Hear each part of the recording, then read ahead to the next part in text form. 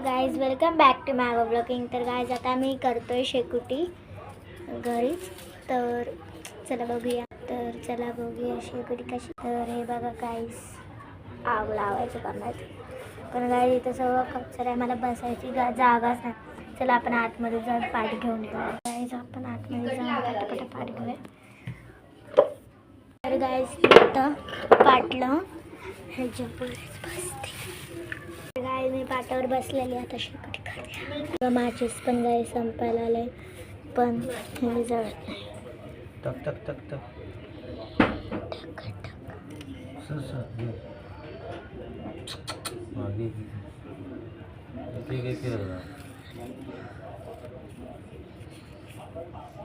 तर गाय माझ्या बाबा बोलतात की एक एक लावा. पेपर पण आमच्याकडे केवढे केवढे मला बुकामध्ये नसतात.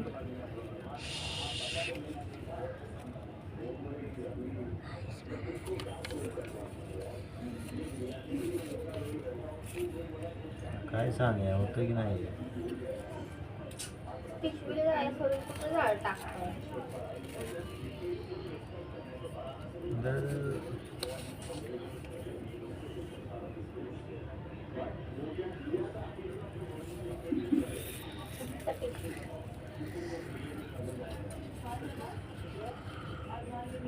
तर गाय आमची शेकोटी झाली. चला पायात आम्ही पाय शेकतो असं. चला पटापट टाका गाईस.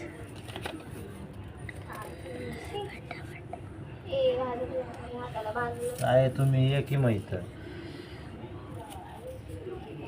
गाय आमची शेकोटीच होत नाही.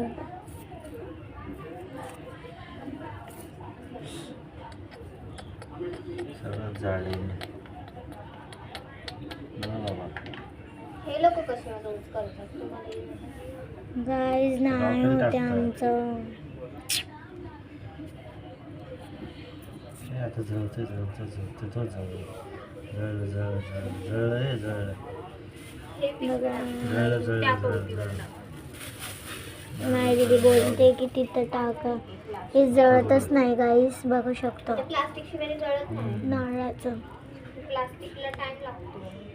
आम्ही इथं करत बसतोय पण जळतच नाही गाईस. कधीपासून आम्ही बसलोय बघू शकतात. आम्ही कॅमेरा दाखवते, बघू शकता गाईस. वापस जळतच नाही, फक्त प्लास्टिक. हे नारळाचं जळतच नाही. चला आपण याला पकडूया. जळलं जळलं चल.